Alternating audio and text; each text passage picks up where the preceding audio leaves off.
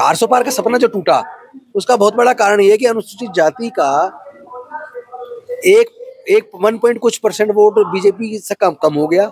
240 पहुंच के भी बहुमत नहीं ला पाए।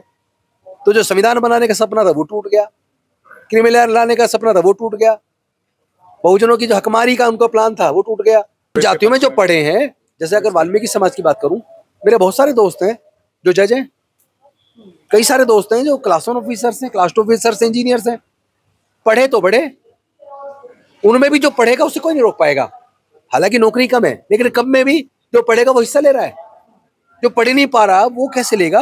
क्योंकि बटेंगे तो कटेंगे, एकजुट रहेंगे तो अपना हक ले लेंगे। राजेंद्र गौतम जी हैं, पूर्व सोशल जस्टिस मिनिस्टर, और हाल ही में कांग्रेस पार्टी उन्होंने ज्वाइन की है। सर, क्या कहेंगे वर्गीकरण पे जो समाज बट गया है? एक्चुअली इसमें कहीं ना कहीं मनवादी शक्तियां कुछ हद तक, कुछ समय के लिए सिर्फ कुछ हद तक कामयाब हुई है, क्योंकि रिजर्वेशन को ये लगभग सरकारें खत्म कर चुकी हैं। यहाँ तक कि जो सफाई कर्मचारी की नौकरी होती है, केंद्र सरकार की जितनी सफाई कर्मचारी की नौकरियां 2001 में थी, 2/3 नौकरी खत्म हो चुकी है। 35 से 40% बची हैं, और उस 35 से 40% नौकरियों में 18,000 पोस्ट पर जनरल कैटेगरी के लोग सफाई कर्मचारी की नौकरी में काम कर रहे हैं, और उनसे 4,000 कम केवल 14,000 शेड्यूल्ड कास्ट के लोग सफाई कर्मचारी की पोस्ट पे नौकरी कर रहे हैं। लेकिन सफाई का काम जनरल कैटेगरी वाले जो लोग सफाई कर्मचारी की नौकरी हासिल कर चुके, वो सफाई का काम नहीं करते। सफाई का काम वो केवल अनुसूचित जाति के लोग करते हैं। तो ये बहुत बड़ा हकमारी हो रही है, लेकिन समाज के लोगों को उसकी जानकारी नहीं है। दूसरी बात, सरकारों ने शिक्षा को महंगा इतना ज्यादा कर दिया, और षड्यंत्र के तहत जानबूझ के किया है। एक तरफ तो सरकारी स्कूलों को बंद करते जा रहे हैं, प्राइवेट स्कूल को खूब मौका दे रहे हैं पनपने का, और वहाँ फीस इतनी महंगी है कि वहाँ 99% अनुसूचित जाति, जनजाति, पिछड़े वर्ग के, माइनॉरिटीज के बच्चे वो हायर एजुकेशन का खर्चा उठा ही नहीं सकते, लेकिन वो पब्लिक स्कूल का खर्चा उठा ही नहीं सकते। तो जब पढ़ेंगे ही नहीं, जब पढ़ ही नहीं पाएंगे, तो वो जिस पर्टिकुलर जॉब के लिए जो न्यूनतम योग्यता चाहिए, तो जब बच्चा जिस जाति के बच्चे वो न्यूनतम योग्यता पैसे के अभाव में हासिल नहीं कर पाए, तो उन जाति को तो फिर मौका कभी भी नहीं मिलेगा, 500 साल बाद भी नहीं मिलेगा। सर, जो ये रिजर्वेशन है वो शिक्षा के लिए भी है सर, तो शिक्षा में भी तो रिजर्वेशन होगा सर। भैया फीस कहाँ से आएगी? रिजर्वेशन तो दे दोगे, पैसे के अभाव में पढ़ाई छूट रही है। मैं ये नहीं कह रहा हूँ शिक्षा में रिजर्वेशन नहीं है, तो पहले से है, लेकिन जब उनको पढ़ने में जो फीस जमा करनी है, जब वो पैसा नहीं है, तो वो बेचारा करेगा क्या आगे? ये बात लोगों को समझ में नहीं आ रही है। उपवर्गीकरण का जो जजमेंट है, ये कोई उपवर्गीकरण करके इन तमाम दलित जातियों के लोग जो वंचित रहेंगे उनको मौका देने वाला नहीं है, लेकिन सर ये आपस में लड़वाने वाला है। सर, वो ये इस पे कोड करते हैं कि पंजाब और हरियाणा में जो है लोगों को काफी चांस मिला, क्लास 1 में ऑफिसर, क्लास 1 में काफी सारी नौकरियां मिली, क्लास 2 में मिली। तो फिर एक सवाल का जवाब दे दो ना जी। जो गलत चीज उनके दिमाग में फीड कर दी, वो बोल रहे हैं। अगर ये सच है तो मैं पूछना चाहता हूँ कि हरियाणा की 78 शेड्यूल्ड कास्ट जातियों में से 14 जाति ऐसी है जो जिनका ग्रुप ए में हरियाणा में एक भी आदमी नौकरी में नहीं है। 17 जाति ग्रुप ए में, और 14 जाति ग्रुप बी में से जिसका एक भी आदमी सरकारी नौकरी में ग्रुप बी में नहीं है। एक जाति ऐसी है जो ग्रुप सी में भी जिसका एक आदमी नहीं है, और 4 जाति 78 में से हरियाणा के अंदर अनुसूचित जाति की ऐसी है जिनका ग्रुप डी में भी एक आदमी सरकारी नौकरी में नहीं है। लेकिन वो डाटा बताया, अब मान लो उपवर्गीकरण कर दो सर, वो डाटा बताया नहीं, पहले सुनो ना। जी। मैं कहता हूँ उपवर्गीकरण कर दो, जब नौकरियां ही नहीं होंगी तो मिलेंगी कैसे? और जो अच्छी पोस्ट है उसके लिए जो न्यूनतम योग्यता चाहिए उस एग्जाम में बैठने के लिए, जिसके पास वो योग्यता हासिल करने का पैसा नहीं, वो आएगा कैसे? और दूसरी बात, अगर वैकेंसी निकल रही है मान लो 2, और आपने उपवर्गीकरण करके 2 क्लास बना दी, उपवर्गीकरण में एक अनुसूचित जाति क्लास A1, एक अनुसूचित जाति क्लास 2, 78 में एक में आपने डाल दिया 28 जाति, एक में डाल दी 50 जाति। अब 2 वैकेंसी शेड्यूल कास्ट की निकली, एक क्लास शेड्यूल कास्ट की क्लास A को चली जाएगी, एक वैकेंसी क्लास B को चली जाएगी। लेकिन उस 28 जाति में से किसी एक को मिलेगी, और उन 50 जातियों में से भी किसी एक को मिलेगी, बाकी को तो तब भी नहीं मिलना, आने वाले 100 साल बाद भी, 200 साल बाद भी नहीं मिलेगा। तो अगर उपवर्गीकरण समाधान होता तो सबसे पहला आदमी मैं होता कि समाधान आप उपवर्गीकरण कर दो, एक्चुअल उनका इरादा उपवर्गीकरण करके अनुसूचित जाति की जो पिछड़ गई है जातियां उनको आगे लाने का नहीं है। अगर आगे लाने का होता तो सबसे पहले तो उनकी फीस का इंतजाम करो उन बच्चों की, ताकि वो पढ़ लिख जाएं और उस तरह की क्वालिफिकेशन तो अर्जित कर लें। ठीक है ना।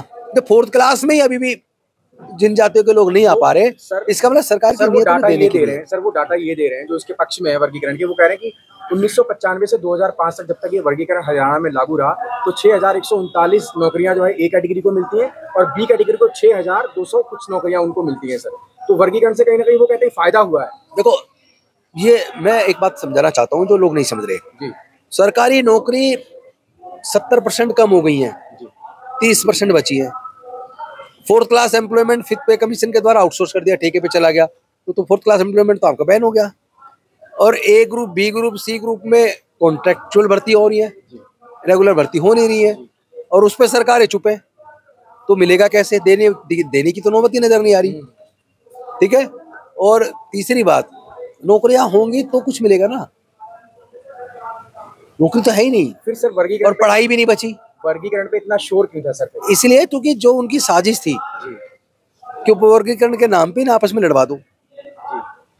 400 पार का सपना जो टूटा उसका बहुत बड़ा कारण ये है कि अनुसूचित जाति का एक 1 पॉइंट कुछ % वोट बीजेपी से कम हो गया और इंडिया गठबंधन का बढ़ गया।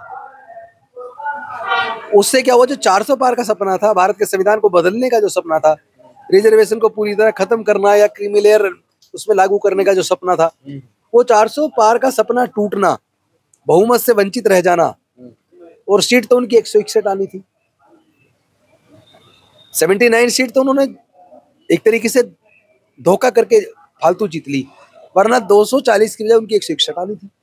चलो धोखा करके, बेईमानी करके, जो भी किया उन्होंने, 240 पहुंच के भी बहुमत नहीं ला पाए, तो जो संविधान बनाने का सपना था वो टूट गया, क्रिमिनल लॉ लाने का सपना था वो टूट गया, बहुजनों की जो हकमारी का उनका प्लान था वो टूट गया। तो उसके बदले में, कहीं ना कहीं उसके बदले में मैं इस उपवर्गीकरण के जजमेंट को देखता हूँ कि ना आपस में लड़वा दो। लेकिन सर तो डिवाइड एंड रूल की नीति है, ना आपस में लड़ेंगे, बट जाएंगे, और ये फिर राजनीतिक फायदा वही है जो बहुजन समाज इतने सालों के बाद एक हुआ था, जो जिन पे लगातार आरोप लग रहे थे कि भाई ये हिंदू धर्म को ढो रहे हैं, वो अम्बेडकर को पढ़ने लगे थे और अम्बेडकर मूवमेंट से जुड़ रहे थे। उसका जीता जागता उदाहरण 2 अप्रैल का आंदोलन में मिलता है। तो सर ऐसे में उसी से तो घबरा गए वो जी, उसी मूवमेंट को, बढ़ते हुए मूवमेंट को रोकना था, उनकी ताकत को कम करना था। दूसरी बात, एक सबसे महत्वपूर्ण, मैं अपने तमाम अनुसूचित जाति, जनजाति, पिछड़े वर्ग के लोगों को कहना चाहता हूँ, माइनॉरिटीज को कहना चाहता हूँ, देश की सरकारी नौकरियों पे टोटल बजट का लगभग 3% खर्च होता है, और 3% में से हमारे लोगों को 1% खर्च होता है। तो तुम 1% पे लड़ोगे, या जो बाकी का जो 97% है जिसमें आपको हिस्सा नहीं मिल रहा है, आप 97% धन की बात करो, इस 1% पे क्यों एक दूसरे का सर फोड़ने की बात कर रहे हो? जब नौकरियां नहीं है तो फिर क्यों खामे खा इनके छलावे में आ रहे हो भाई? तो सर ये जो बंटवारा, जब सरकारी नौकरी में वैसे ही 3% केवल सरकार का टोटल का खर्च होता है, बाकी का 97% जहां जा रहा है उसमें तुम्हारी हिस्सेदारी, भागीदारी कब होगी? उस पर बात कौन करेगा? देखा जा रहा है, इसमें कंफ्यूजन किसे है?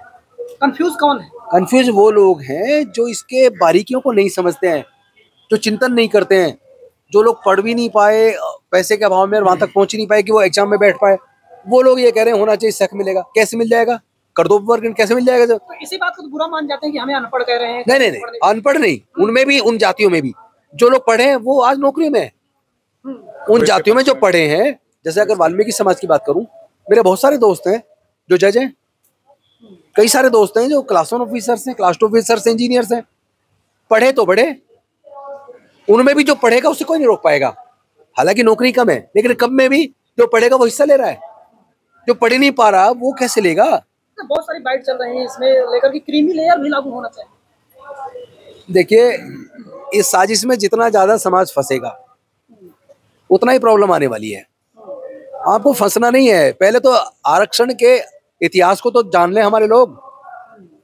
आरक्षण जो है वो, उसमें उसका आर्थिक आधार है ही नहीं, उसका आधार है सामाजिक एवं शैक्षणिक पिछड़ापन, जो मनुस्मृति के चलते हजारों सालों तक हमारे बहुजन समाज के लोगों को, अछूत और शूद्रों को पढ़ने से वंचित रखा, व्यापार से वंचित रखा, सरकारी नौकरियों से वंचित रखा।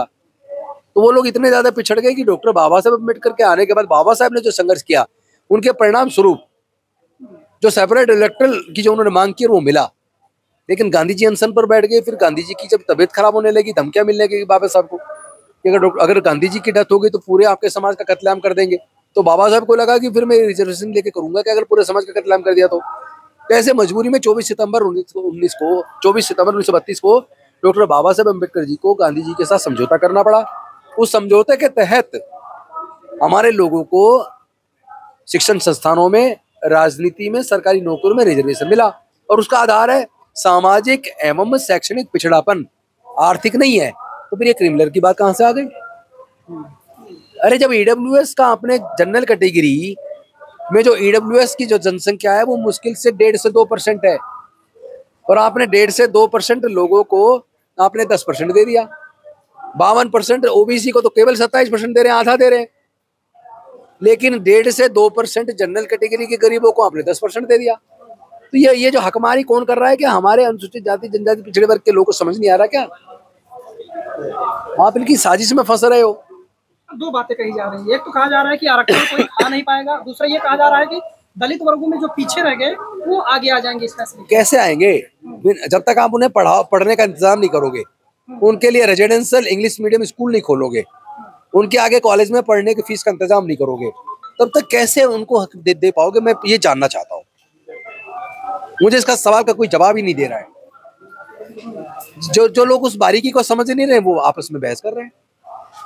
मुद्दा बहस का नहीं है। मैं तो ये कहता हूँ तमाम अनुसूचित जाति की वो जाति जो पढ़ाई लिखाई पे जिन्होंने ध्यान केंद्रित किया है और थोड़े से सबल भी हुए थोड़े बहुत, तो वो कम से कम ये सीधा आके कहें कि भाई अगर वर्गीकरण समाधान होता तो हम पहले व्यक्ति हैं जो आके कहेंगे कि कर दो, लेकिन हमें उसमें समाधान दिख नहीं रहा है।